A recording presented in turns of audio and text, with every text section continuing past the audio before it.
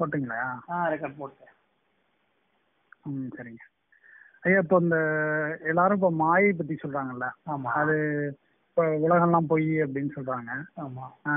ஆனா நம்ம எக்ஸ்பீரியன்ஸ் பண்றப்ப பாத்தீங்கன்னா எல்லாமே உண்மையா தான் இருக்கு. நமக்கு வர துன்பங்கள், அப்புறம் ஜாலியா இருக்கிறது, இல்ல கஷ்டப்படுறது எல்லாமே ஒரிஜினலா இருக்கு. இதை கடந்து நம்மளால யோசிக்க முடியல. ஆனா இதெல்லாம் மாயை மாயின்னு தான் சொல்றாங்க. அந்த பொருள் இருக்கு, உலகம் இருக்கு, எல்லாமே மாயை மாயின்னு தான் சொல்றாங்க. அது எப்படி, அது நம்ம உண்மையிலே மாயினா என்னது, அதை எப்படி நம்ம கடக்க முடியும்? மாயன்றது என்ன தெரியுமாயா? இப்போ நம்ம தோற்றம் இருக்கு இல்லையா, நம்ம இந்த பூமியில பிறந்திருக்கோம்.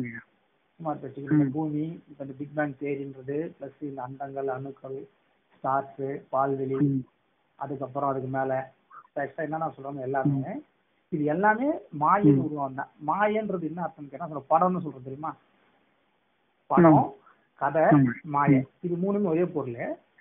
இப்போ இந்த கதைன்னு சொல்லும் போதுனா நம்ம ஒரு கதை சொல்லுவோம். நம்ம கதை செய்வோம் வீட்டில், நம்ம எல்லாரும் ஒரு கதை சொல்லுச்சு. அந்த கதை 10 பேர் கதை கேட்டனா ஒருத்த மட்டும் அதை கொஞ்சம் ரிலாக்ஸிக்கா ரொம்ப கேட்பான். கேட்டு அதை கொஞ்சம் அவன் உருவு கொடுக்கலாம் ஐடியா பண்ணுவான். கொடுக்க மாட்டாங்க நார்மலா. ஒருத்தவங்க கதை அந்த மாதிரி. இப்போ அது எப்படி இருந்ததுன்னா, இதை கதை தான் அவன் சொன்னதானா. ஆனா ஒருத்த அதுக்கு உருவம் கொடுப்பான், ஒருத்த உயிரே கொடுப்பான். அதுக்கு கொடுக்க முடியும். ஆனா முதல்ல கதை தான் அது பேரு. ஆனா திடீர்னு பார்த்தா ஒரு 10 வருஷம் கழிச்சு கேட்டா ஒருத்தன் இல்ல இந்த மாதிரிலாம் இருந்தது, எங்க ஆயா சொன்னாங்க, அது உண்மைதான் அவன் சொல்லுவான். ஒருத்தர் இல்ல நான் பார்த்தேன்னு ஒருத்தன் சொல்லுவான். கேள்விப்பட்டிருக்கீங்களா இதெல்லாம்? ஆனா அது முதல்ல கேட்கும்போது தெரியும் எல்லாரும் கதை தான். இது எப்படி இத்தனை விதமா மாறி? இப்போ நம்மளோட வாழ்க்கையே இருக்குங்க. இந்த உலகத்திலேயே முன்னாடி எல்லாம் ஒரு கதை வரும். ராமாயணம், மகாபாரதம், எல்லா கதைகளும் வரும். ஆனா எல்லா கதைகளும் எல்லாரும் கதை தான்றாங்க, உண்மை இல்லைன்றாங்க. ஆனா நிறைய பேர் உண்மைன்னு கூட்டு வைக்கிறாங்க. இல்ல இது நடந்ததுன்னு சொல்றாங்க. இந்த மாதிரி இடம் இருக்குது, ராமர், நிறைய விஷயம் சொல்றாங்க இல்லையா? ஆனா உண்மையிலே பார்த்தா அது கதை தான், எது ரியலிஸ்டிக் இல்லைன்றாங்க. சும்மா சொல்றேன். இப்ப இது எப்படி சொல்லப்படுது சொல்றது புரியுங்களா? இப்ப எப்படின்னா, இதே கூற்றுதான் உன்னோட வாழ்க்கையில இருக்குது. இங்க இதை நீங்க கண்டுபிடிக்க முடியல உங்களால. இப்ப அது சுமார் பேசி உங்களுக்கு கனவு வருது இல்லையா? நம்ம எல்லாருக்கும் கனவு வருது. அந்த கனவு இது ஏன் வருது நீங்க யாருக்குன்னு தெரியாது. இப்ப அதுக்கு கனவுன்னு என்ன பேரு? கனவுன்னு என்ன அர்த்தம்னா, சும்மா அது தானா தோன்றி மாதிரியும். அது ஒரு நிகழ்வு, அது ஒரு நிழல்னு சொல்லலாம். நீங்க சொல்றது அதுதான் பெஸ்டா மாயன்னு நீங்க சொல்லலாம். உண்மைதானே? அதுதான் மாய. கனவுல என்ன நடந்தாங்க சொன்னல. ஆனா கனவு வரும்போது நீங்க இந்த வார்த்தையில அங்க பேச முடியாது. அங்க இந்த வார்த்தையில உங்களால பேச முடியாது. அங்க நீங்க அந்த கனவுல என்ன நடக்குது, பயம் வரும், நடுக்க வரும், எல்லாமே வரும். இதெல்லாம் நடந்த உடனே இதெல்லாம் உடம்புக்கு என்ன ரியாக்ஷன் உடம்பும் காட்டும். நீ ரொம்ப அளவுக்கு மீறி பயத்துல போகும்போது திடீர்னு பயத்தை விட்டு எழுந்துருவான். என்ன ஆச்சு அப்படின்னு ரிலீஸ் ஆயிடும். அப்படின்னா ஒரு காலத்துல ரிலாக்ஸ் ஆயிடும். பாத்தீங்க எப்படி ரிலாக்ஸ் ஆகுறீங்க ஒரே காலத்துல? அது பொய்ன்னு தெரிஞ்ச உடனே நீ உன் கண் திறந்த உடனே அது உண்மை இல்ல உனக்கு ஒரு ரிலீஸ் வந்துச்சு. ஆனா அதே கண்டென்ட் தான் அந்த கனவு ஏன் உங்களுக்கு எல்லாருக்கும் வருதுன்னு கேட்டீங்கன்னா, அதே தான் நீங்க வாழ்ற வாழ்க்கை. இந்த வாழ்க்கையும் ஒரு கனவு தான். இந்த வாழ்க்கையும் ஒரு மாயதான். இது ஒரு பொய்யான வாழ்க்கை தான். ஆனா உங்களுக்கு தெரியல. இது தெரிய வைக்கிறதுக்கு மட்டும்தான் உங்களுக்கு இரவுல கனவே வருது. இல்ல இரவுல கனவு வேலை கிடையாது. நீங்க யாருமே கம்பேரிஸ் பண்ணி பார்க்க மாட்டாங்க யாருமே. கனவு ஏன் வருது தெரியல, கனவு ஏன் வருது இல்லை. ஏன்னா நீ வாழ்றதே கனவு வாழ்க்கை தான். ஆனா அது ஒரு குறிப்பிட்ட டைம் தாங்க வருது. அதனால அதை நம்ம ஈஸியா அது குறிப்பிட்ட டைம் வருது. ஆனா எல்லாருக்கும் வருமே. ஒரு விஷயம் பாருங்க, ஒரு விஷயத்த இயற்கை குணம் காட்டுறோம் நம்ம எல்லாருக்குமே. எப்பவுமே காட்டினது திடீர்னு காட்டும், இன்னும் நார்மலா வச்சுக்கும். திடீர்னு காட்டும், இன்னும் நார்மலா வச்சுக்கும். தானே உண்மை? எல்லாருக்கும் எப்பவுமே கனவு வராது. திடீர்னு எதனா இந்த வேலை செய்யறதையோ இல்ல அவங்க எதனா ஒரு வீட்டுல ஏதோ ஒரு விஷயத்த ரொம்ப போட்டு கஷ்டமான கனவா வரும். இல்ல எதனா ஒரு படம் கூட பார்த்தாங்கன்னா அந்த படம் அப்படியே கனவா வரும். இல்ல இவங்க லைஃப்ல எதனா ஒரு விசித்திரமா ஏதாவது நிகழ்வு நடந்துச்சு, அந்த மாதிரி என்ன மாதிரி கனவா வரும் நைட்ல. நீங்க என்ன நினைச்சோ அது எப்படி கனவுல வருது?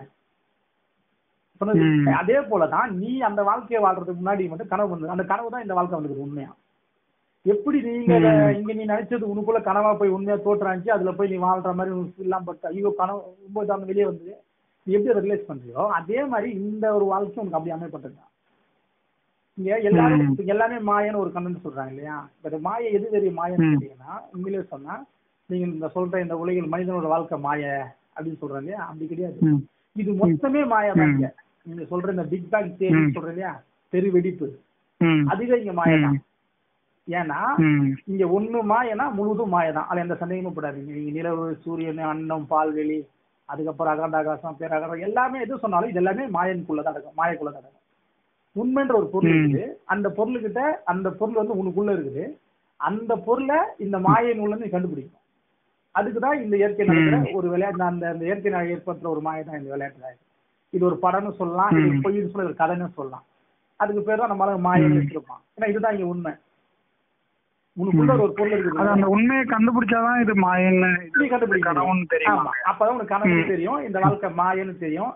அப்படி தெரியும் போதுனா அப்ப இங்க எல்லாமே என்னன்னா எதுவுமே ஒண்ணும் இல்லை, எல்லாமே சும்மான்னு தெரிஞ்சிடும். சும்மானா இந்த எல்லாமே சும்மான்னு தெரியும், இங்க எல்லாம் எதுவுமே இல்லைன்னு தெரியும். அப்புறம் கடைசியில என்ன இருந்தா ஒரே பொருள் நீ மட்டும் தான் தெரியாது. நீன்றது உனக்குள்ள இருக்கிற ஆன்மா, உனக்கு இருக்கிற அந்த வெளி, அதுதான் ஸ்பேஸ். இப்ப அதுதான் நீங்க சொல்ற அறுத்து தெரிஞ்சோடி, அதுக்கு பேர் தான் கருணை, அதுக்கு பேர் தான் அன்பு. அந்த தன்மை நீ பிடிக்கும் போது மட்டும்தான் தெரியும். அந்த சொன்னது ஒரு சிறு ஒளியில இருந்து வெளிப்பட்டு தான் இந்த சூழல் ஏற்படுத்துன்றான். அந்த சிறு ஒளி வெளிச்சமோ அது இருளோ, அது கருணையை சம்பந்தப்பட்ட ஒரு பொருள். அந்த பொருள் தான் நீன்னு கன்ஃபார்ம் பண்றதுக்கோசம் தான் இந்த தேகமே நடக்குது. எல்லாருக்குமே இந்த மனித தேகம் எல்லாருமே அதுக்கோசம் நடக்குது, மற்ற எதுக்குமே கிடையாது. இங்க இறப்பு, பிறப்பு, இன்பம், துன்பம், வெற்றி, தோல்வி, இது எல்லாமே நீ சும்மா இந்த வாழ்க்கையை கடந்து போறதுக்கான சூழல் தான். இது எதுவுமே உங்களுக்கு பெரிய அனுபவத்தை, பெரிய மாற்றத்தை உங்களுக்கு அந்த அறிவு ஏற்படுத்தி இது கொடுக்கறது கஷ்டம். அந்த அந்த தெளிவு நம்மளுக்கு ஏற்படணும்னா நம்ம அதான் கருணையான செயலை மட்டும் செய்யணும்.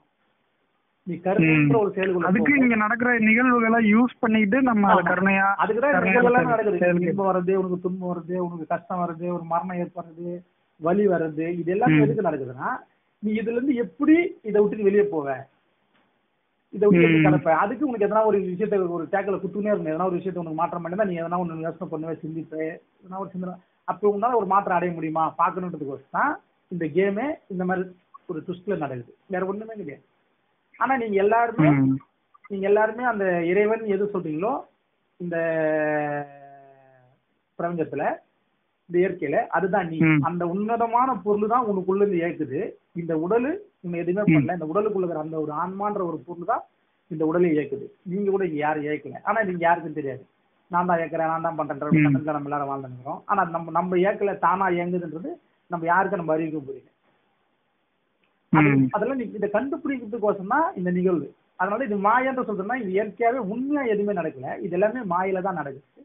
ஆனா அந்த மாயில நீ நடக்கிற விஷயத்தை கண்டுபிடிக்கா, அந்த மாயக்குள்ள ஒரு உண்மையான ஒரு விஷயம் இருக்குது. கருணைன்றது மட்டும்தான் உண்மை, மத்த இங்க எல்லாமே மாயதான். திருப்பி நீ எந்த கண்டத்தை நீ உள்ள போட்டாலும் அது மாய பக்கம் தான் கூட்டு போய் தவிர்த்து வேற எங்கேயும் கூட்டு போவாங்க. நீ கருணையை ஒண்ணு பிடிக்கும் போது மட்டும்தான் இதை விட்டு அதுக்கு வெளியே போகும். ஏன்னா எது நான் உண்மைன்னு நான் சொன்னோம், அந்த பொருளோட பேரு கருன்னு சொல்லுவாங்கல்ல, அதுக்கு பேரு கருணை.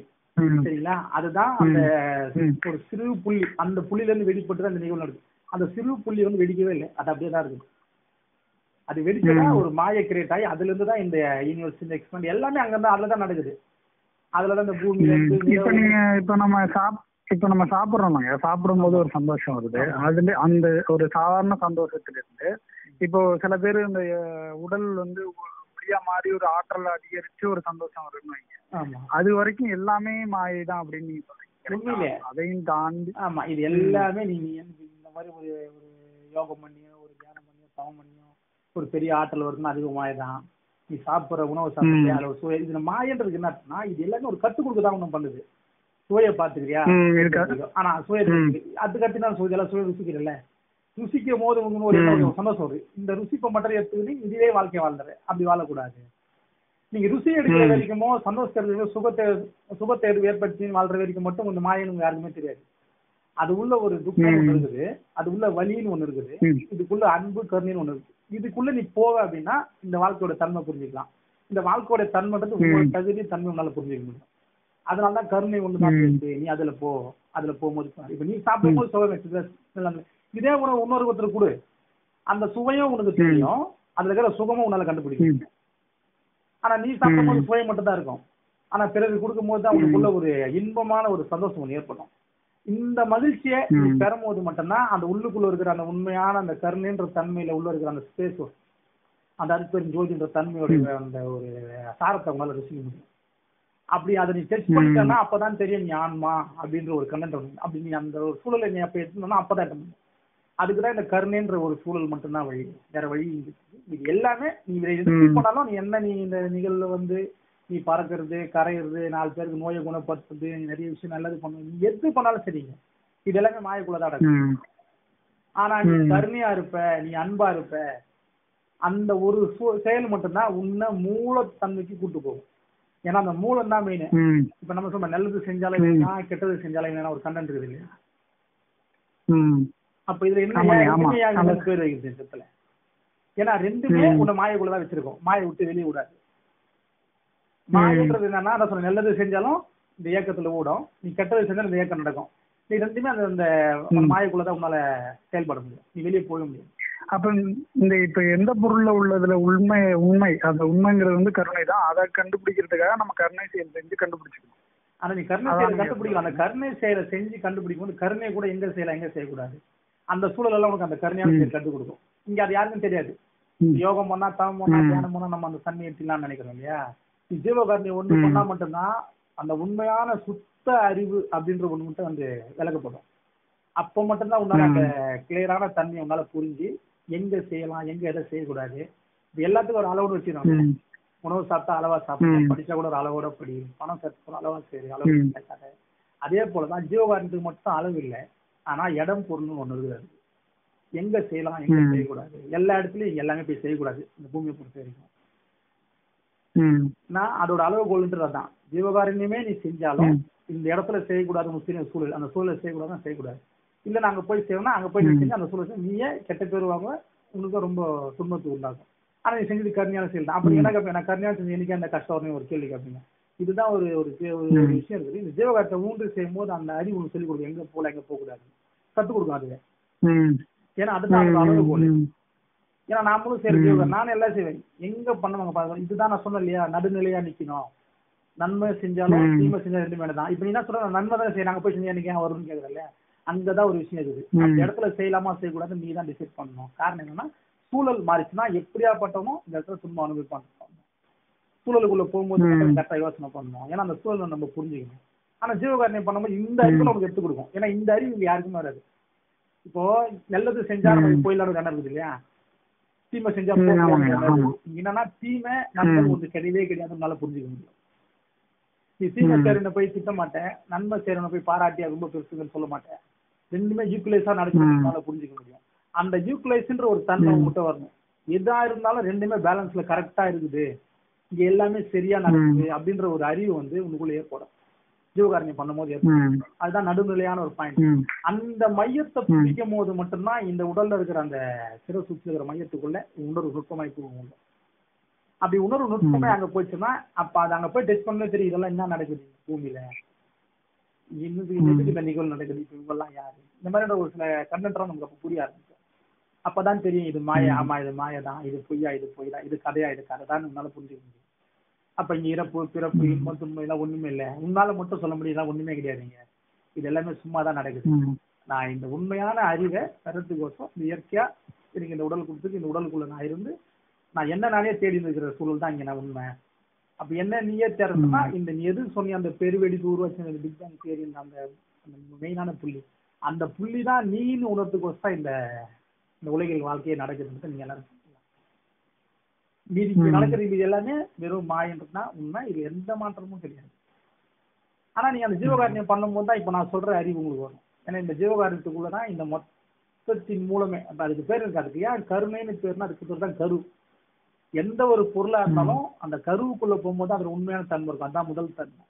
அப்ப அந்த கருன்றதுதான் அந்த ஆதி மூலம். அந்த மூலத்தோட பேர் டெஸ்ட் பண்ணும் போது மட்டும்தான் உங்களுக்கு இங்க சொல்ற எல்லா விஷயத்தையும் கடந்து போயிடுவார்.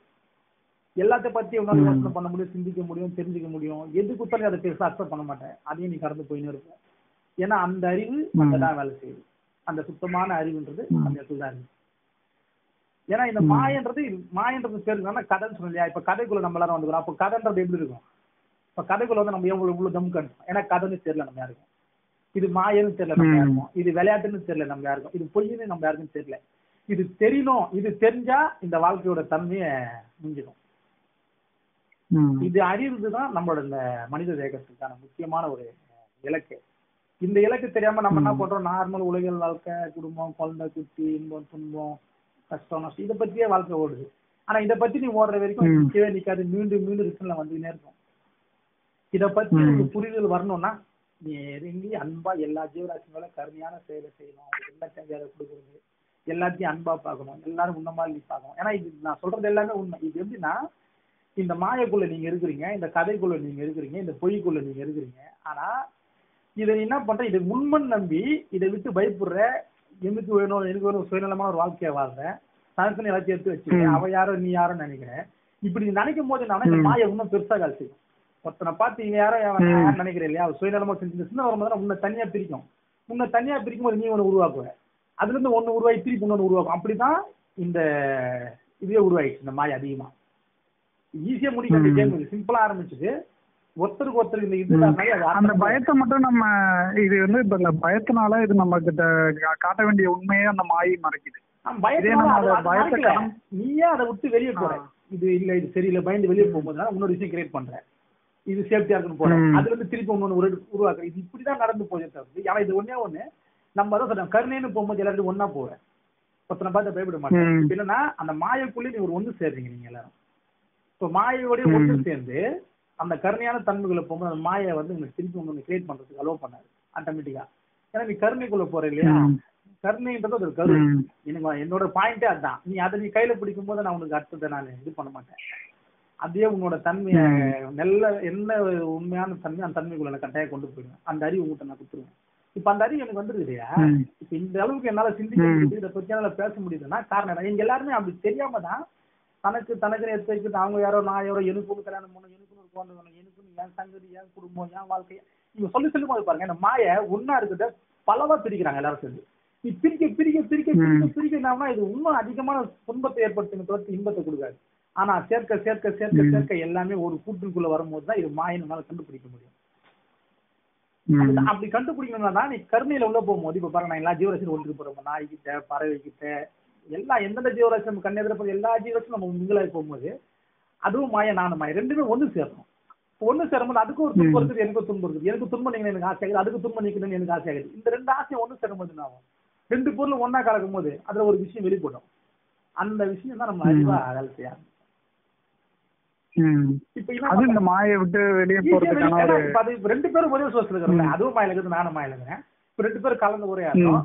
இதுல கருணையில கருணையில உரையாடும் போது நான் கருணைன்றது உள்ள இருக்கிற ஒரு உனக்குள்ள இருக்கிற உயிர், அந்த ஆன்மா, அந்த அருட்பெரும் ஜோதின்றது, தனிப்பெரும் கருணைன்றது, அதுதான் ஸ்பேஸ். அதுதான் நீங்க சொல்ற அந்த அதுல இருந்து அந்த அறிவு, அதுல இருந்து புறப்படும் அந்த அறிவு, அந்த கருணை மீதியானதுனால. ஏன்னா இங்க ரெண்டு பேர் உரையாடணும். அது ஆனா பெண்ணோ அதெல்லாம் தேவையில்லை. ரெண்டு பேர் உரையாடும் போது அது ஒரு ஆற்றல் உருவாகும். அதுதான் பிக் பேங் தியரி. எல்லாரும் சொல்றாங்க இல்லையா, பிக் பேங் தியரி பெருவெடிப்பு நடந்தது, அந்த பெருவெடிப்பு தான் இதெல்லாம் நடந்தது. அந்த பெருவெடிப்பு வெடிச்சது ஒண்ணு நிக்கவே, அது வெச்சது வெச்சவனமா தான் இருக்குது. அது இங்க யாருக்குமே தெரியாது. காரணம் அந்த வெடிப்பு ஒரு நாள் நின்றதே கிடையாது. இப்ப நம்ம ரெண்டு பேரும் பேசணும், இப்ப நீங்க கேக்குறீங்க நான் பதில் சொல்றேன் இல்லையா, அந்த பெருவெடிப்பு நடக்குது இந்த இடத்துல. நீங்க ஒரு விஷயம் கேக்குறீங்க, நான் ஒரு விஷயத்தை பத்தி பதில் சொல்றேன். இப்ப ரெண்டு பேரும் பேசுறோம், இதுல சத்தம் வருது, சத்தத்துல ஒலியில தான் ரெண்டு பேரும் இப்ப கனெக்ட் ஆகுது. சத்தம் எனக்கு கேக்குது, நீங்க பேச சத்தம் உங்களுக்கு கேக்குது. இந்த ஒலி வெளியிட்டு தான் உங்க காதுக்கு வந்து சேருது. அன்னைக்கு பிக் பேங் என்ன தெரியும், அதே தேரி இப்ப நம்ம ரெண்டு பேரும் பேசும்போது நடக்குது. புரியுதுங்களா? இப்போ இந்த அளவுக்கு நமக்கு இந்த புரிதல் எங்க இருந்து வரும்? அப்போ இப்போ இதுலதான் ஒரு ஆற்றல் வெளிப்பட்டு நம்ம பேசுறோட இந்த கைதிர் ஆற்றல் பார்த்தீங்கன்னா அப்படியே இந்த அண்டர் ஃபுல்லா சுத்தம். நம்ம எதை பத்தி சிந்திக்கிறோம், நம்ம எதை பத்தி பேசுறோம், இது வந்து இந்த அருள்வெளியில அர்பாட்னு அந்த அணுவா சுத்தின்னு இருக்கும். இதே போல சம்பவத்தில் எல்லாரும் பேச ஆரம்பிச்சா எல்லாருக்குள்ளயும் இந்த செய்தி போய் சேரும். இதே போல இந்த செயலை செஞ்சு ஜீவகாரத்தை ஊன்றி செஞ்சாங்கன்னா அவங்களுக்கு இந்த பெரிய அறிவு வரும். இந்த பெரிய அறிவு வந்தா எல்லாரும் பெரிய விஷயத்த ஈஸியா புரிஞ்சுக்கணும். இந்த வாழ்க்கைய ரொம்ப சுலபமா, ரொம்ப இயற்கையா அந்த கருணையோட வாழ்ந்து நம்ம யாருன்னு ஈஸியா தெரிஞ்சு இந்த வாழ்க்கை ரொம்ப சந்தோஷமா ஜாலியா வாழலாம். இது தெரியாதனால நம்ம எல்லாருமே ரொம்ப டைட்டா என்ன மரணம், எவ்வளவு வலி, என்ன துன்பம், அந்த மாதிரி சூழல்ல போறோம். ஆனா நீ கருணையா போய் பாருங்க, மரணம்னா என்ன, வலினா என்ன, இந்த வாழ்க்கைனா என்ன, இந்த உயிரின் இந்த உடலின் இயக்கம்னா, இந்த அந்தத்துறை இயக்கம்னா, இதெல்லாம் எப்படி நடக்குது அப்படின்னு எல்லாத்தையும் பத்தி அவன் புரிஞ்சுக்க முடியும். இதை பத்தி நீ புரிஞ்சுக்கணும்னா உன்னை பத்தி நீ புரிஞ்ச மாதிரி, உன்னை பத்தி நீ புரிஞ்சுக்கணும், அந்த மூலத்தை புரிஞ்சிடும். அந்த மூளை புரிஞ்சுதுன்னா நீ யாரு நீங்க எல்லாம் தெரியும். அப்ப ஏத்த போல உண்மையில எல்லாமே நீயா தான் இப்ப இருக்கும்போது கண்டுபிடிச்சிடலாம். அதான் வல்லாறு போட்டு இகத்தே பறத்தை பெற்று சுகமாய் வாழ்ந்தலான்ற மாதிரி போட்டிருப்பாரு. அதுதான் ஒண்ணு. அந்த தன்மை கட்டாயம். ஆனா அது கருணைக்குள்ள போகும்போது பயமெல்லாம் நமக்கு இருக்காது. இந்த பயம்லாம் நம்மளை விட்டு போயிடும். ஏன்னா எல்லாமே நம்ம உணர்ந்துறோம் இல்லையா. எப்பயே உனக்கு மரணம் இல்லை, நான் போக போறது இல்லை, நான் வர போறது இல்லை, நான் எங்க இருக்கிறேன், நான் தான் அருள்வெளியில் இருக்கிறேன், நான் தான் அந்த அணுவா இருக்கிறேன், நான் தான் அந்த ஆண்டவன் ஆகிறேன், நான் தான் கருணையாகிறேன். தன்மை உனக்குள்ள ஈஸியா புரிய வந்துடும். இது எல்லா உடலுமே இங்க அப்படிதான். இங்க எந்த உடலுமே இறக்காது, எந்த உடலுமே சாவாது, எந்த உடலும் எல்லாமே ஒரு வாழ்க்கைன்ற இந்த மாயன்றதுக்குள்ள எதுக்கு வந்தா உன்னை பத்தி நீ தெரிஞ்சுக்கணும், பாடம் படிக்க அந்த மாயக்குள்ள வந்துக்கிறேன். மாயன்றது ஒரு விளையாட்டு தான், இது ஒரு தான், இது ஒரு பொய் தான். ஆனா அதுக்குள்ள அந்த விளையாட்டு இப்படிதான் நிற்கும், மாற்றி விளையாடாது. இதுல நீ உஷாரா இருக்கணும்னா நீ கருமையான செயலை செஞ்சு நீ எல்லா உயிர் மேல அன்போட, எல்லாரோடையும் அன்போட, எல்லா ஜீவராசியும் அது மரமா செடியா கொடியா எல்லாம் யூஸ் பண்ற பொருள் மேலாம் அன்பு காட்டு. எல்லா பொருளுமே நம்ம அன்பு பழி, எல்லா பொருளுமே நீ அன்போடு வந்தனா இந்த வாழ்க்கைய ரொம்ப ஈஸியா நம்மளால நம்ம யாருன்ற விஷயத்தை ஈஸியா புரிஞ்சுக்கிறது. நம்ம தான் இறைவன் கிடையாது, நம்ம தான் அந்த கருணை பொருந்திய இந்த ஸ்பேஸே நம்ம தான் புரிஞ்சுக்கலாம். இந்த ஸ்பேஸ் இருந்து அனைத்துமே சேர்ந்தது நீ தான். அது உனக்கு உலகிற அந்த ஆன்மான்றது உயிர்ன்ற நறுப்பெருஞ்சோதின்ற அந்த வெளி, அந்த சொல்ற அந்த வெளி தான் நீங்க. நம்ம எல்லாரும் என்ன நம்ம ஸ்பேஸ், நம்ம வந்து உருவமாகிற மனசுனே கிடையாது. இதுவே யாருக்கு தெரியாது. ஆமாயா, இதான் ஒரு சிரிப்பா இருக்கு. நீங்க தான் ஸ்பேஸ், நீங்க தான் அனைத்து உங்களுக்கு தெரியல. அது இது எனக்கு தெரியுது. இப்ப நான் இதெல்லாமே நான் எப்படி சொல்றேன்னா நான் உணர்ந்ததுனால சொல்றேன். இப்ப நம்ம தனியா மனுஷன் நினைக்கிறீங்க, நீ மனுஷன் கிடையாது. நீ எப்படி இந்த அந்த சராசரத்தை நீ பெருசா நீ சொல்றிய அதுதான்டா நீ. அது வேற, நீ வேற கிடையாதுங்க. நீ வேற வேற தெரிஞ்சுக்கிற வரைக்கும் நீ மனிதனா இருப்ப. அப்புறம் அதுக்கு மேல கீழே, அதுக்கு மேல கீழே போயின்னு இருப்ப. அதுதான் நீ தெரிஞ்சுனா இக்கணமே இந்த நீ எந்த தூரத்துல நீ பெருசுன்னு சொல்லி அது பெருசே நீ தானே. இதுதான் உண்மை. இந்த அறிவு நமக்கு வரும் எல்லாருக்கும். நம்ம எல்லாரும் அந்த தெரிஞ்சதுக்கோசம் இந்த தேக மாயையிலே அந்த செயல்பாடு நடத்துது, வேற எதுவுமே கிடையாது. ஆனா இது புரியணும். இது புரிஞ்சுச்சுன்னா நம்ம மரணத்தை பார்த்து யாரும் இங்க ஃபீல் பண்ண தேவையில்லை. ஏன்னா மரணம் ஒன்று நடக்கவே நடக்காது. நீங்க யாரும் சாவ போறதே இல்லை. இதெல்லாம் இங்க பல பொருளே கிடையாது, இருக்குது ஒரே பொருள் தான். இதெல்லாம் நமக்கு யாருக்கும் தெரியாது இல்ல. இப்ப நான் இவ்வளவு சொல்றேன், இவ்வளவு எங்க தெரிஞ்சு எனக்கு எதுவுமே படிக்க தெரியாது, எதுவுமே தெரியாது. எனக்கு ஒரு 7-8 வருஷம் எதுவுமே தெரியாது. இப்ப எதுவுமே தெரியாது எனக்கு ஏன் இந்த அளவுக்கு எனக்கு அதிகம் எப்படி நுட்பமா போகும்? செஞ்சா உன்னோட அறிவு அந்த அண்டத்துக்கு விரிவாடு. என் வல்லாறு போட்டுப்பாரு, எனக்கு விரிவாடு. அண்டத்தை பத்தி தெரிஞ்சு, அண்டன் தெரிஞ்சு, நான் யாருன்னு தெரிஞ்சு, என் கூட பேசுறவங்க யாரு தெரிஞ்சு, இங்க இருக்கிற என்னன்னு எல்லாமே அறிவுல ஏற்படுது. இப்ப இந்த அறிவு பெற்றாதானே நீங்க, இதுதானே பெரிய அறிவு, இதுதான் பேரறிவு, இதுதான் அருள் அறிவு, இதுதான் கருணையோட அறிவு. இந்த அறிவை நம்ம எல்லாரும் பெறணுமே. இந்த அறிவை பெறா நம்மகிட்ட கருணைன்ற ஒரே ஒரு செயலை நம்ம மனிதனா இருக்கிற எல்லாரும் செஞ்சா, ஏன்னா ஜீவராசி எல்லாம் பண்ண மனிதன் தான் பண்ணல. மனிதன் மட்டும் இந்த கருணையான செயலை செய்ய ஆரம்பிச்சாதான் இந்த உலகத்துல நம்ம எல்லாம் நீங்க எல்லாம் யாருன்னு தெரிஞ்சுக்க. இல்லைன்னா அது வரைக்கும் நீங்க யாரும் தெரிஞ்சுக்காம துன்பம், பிரச்சனை, அடி தடி, சண்டை, ஒரே எல்லாமே இப்படியே தான் போகும். உங்க யாருக்கும் தெரியாது நீங்க யாருன்னு யாரும் கண்டுபிடிக்க முடியாது. ஏன்னா நீ தான் ஸ்பேஸே முடிஞ்சது. ஆனா ஸ்பேஸ்ல நான் இருக்கிறேன், நான் ஒரு பூமியில இருக்கிறேன், நான் பூமியில ஒரு உயிரா இருக்கிறேன், நான் ஒரு மனுஷனா இருக்கிறேன், நான் ஒரு ஜீவராசி. இந்த எண்ணம் ஜீவராசி இருக்கலாம், மனிதனா இருக்கிற உனக்கே அந்த அறிவு இருக்கலாமா? கேட்டா அறிவு இருக்குது, அறிவு இருக்குது. அறிவுன்றது என்ன? அறிவுன்றதுக்கு பேரே வந்து கருணை தான், தயவு. அந்த தன்மை உனக்குள்ள இருக்குன்னா நீ யாருன்னு நீங்க எல்லாம் கண்டுபிடிச்சலாம். நீங்க தான் ஸ்பேஸ். இந்த அண்ட சராசரமே நீன்னு உன்னால புரிஞ்சுக்க முடியும். இந்த அறிவு நம்மளுக்கு வந்துடும். அந்த அறிவு கருணைக்குள்ள மட்டும்தான் இருக்குது. ஏன்னா கருணைன்ற செயலை யாருமே எதுவுமே சொல்ல முடியாது. கருணையே கடவுள், கருணையே இறைவன், கருணையே கருவுக்குள்ள நீ போனோம்னா, அந்த கருவுக்குள்ள நீ போயிட்டா நான் இப்ப கருவை பார்த்தா எனக்கு தெரியுது, டேய் அந்த கருவே நான் தானே. அப்ப அந்த அண்ட சராசரமே நான்றதுல எங்க அறிவு வந்துச்சு. இதுதான் பேரறிவு. இந்த அறிவு பெறணும். நீ இதுல எந்த சித்துக்கள் என்ன பண்ணி நான் இந்த அண்டத்துக்கு போறேன், அந்த அண்டத்துக்கு எந்த அண்டத்துக்கு போன தான் நிலைமை. இன்னும் அதோட கொஞ்சம் பெஸ்ட், இதுன்னா அதோட பெஸ்டா இருக்கு. பெஸ்ட்னா இங்க இருக்கிற மாதிரி கொஞ்சம் சூழல் நல்லா இருக்கும், அவ்வளவுதான். ஆனா அறிவு உனக்கு வரதுக்கான சோர்ஸ் பூமியில தான் இருக்குது. ஏன்னா பூமியில அதீத துன்பம் இருக்குது. அந்த துன்பத்தை நீக்கக்கூடிய செயல் கருணையா இருக்குது. அந்த கருணையான செயலை நம்ம எல்லாரும் செஞ்சா இந்த மாயன்ற ஒரு நிகழ்வை விட்டு ஈஸியா கடந்துடலாம்.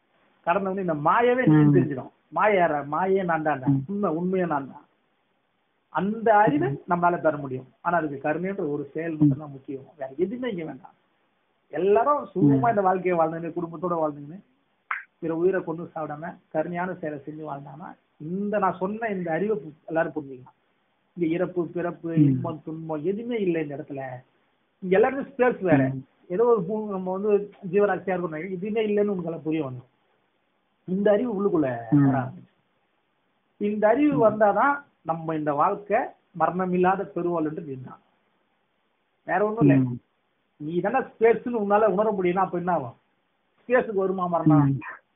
ஸ்பேஸ்ன்றது அனைத்து சொல்றேன், அந்த சராசரம் அனைத்து அதை சொல்றேன். அதுக்கு வருமா மரணம் வருமா?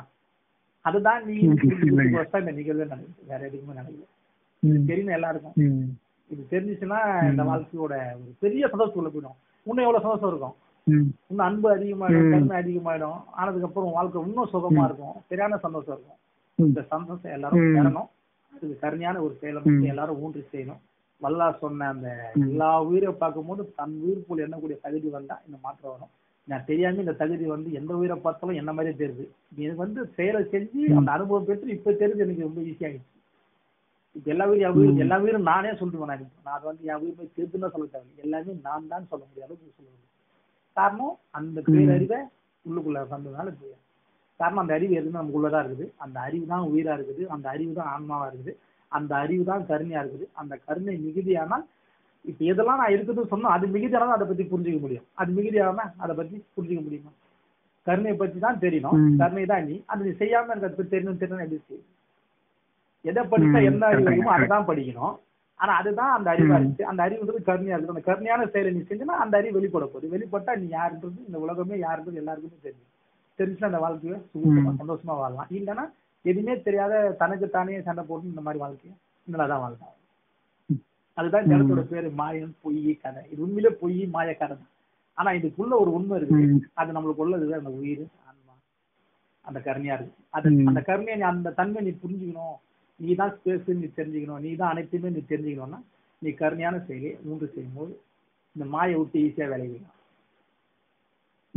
இப்ப எனக்கு ஒரு நாள் கனவு வந்து சொன்னாங்க. எனக்கு ஒரு நாள் கனவு வந்தது. அந்த கனவுல பாத்தீங்கன்னா நான் ஃப்ரெண்ட்ஸுங்களோட போறேன். ஃப்ரெண்ட்ஸோட பைக் எடுத்துட்டு போறேன் ஒரு கடைக்கு. மார்க்கெட்ல போய் வண்டியை விட்டுட்டு நான் பொருள் ஏதாவது வாங்கிட்டு வந்து நான் வந்து பைக்கு காரணம் நான் அப்படியே பதட்டேன். என்னடா பைக் காணமே வாங்கி விட்டேன். ஃப்ரெண்டோட பைக் வர வாங்கிட்டு யோசனை பண்ணினேன். திடீர்னு ஃப்ரெண்ட் ஒருத்தவரை ஏத்தாப்புல ஏன் பைக் விட்டா பைக்கை காணடா இங்க. நான் வந்து சொல்றேன் என்னடா சொல்றேன் கூட்ட பைக்கை காணும். அவன் பேசினேங்கிறேன். நான் ரொம்ப நாள் சிந்திச்சுனேங்கிறேன் என்னடா பைக்கை காணும். டக்குனு கொஞ்சம் நான் கொஞ்சம் இது கனவுன்னு கனவுக்குள்ளே போய் கனவு கண்டுபிடிச்ச பாருங்க. அதுதான் பெரிய ஆச்சரியம். அந்த பொண்ணு சொன்ன அப்படியே இங்கிலீஷ் ஆச்சு நான் அப்படியே. ஆனா கனவுக்குள்ளதான் கனவு வந்து முழிக்கல. கனவுக்குள்ளே இருக்கிறேன். அவனை கூட்டு சொன்னேன் பைக் காணாம போனா போட்டோம் போடா இது கனவுடா போடான்னு. எப்படி இருக்கும் பாருங்க.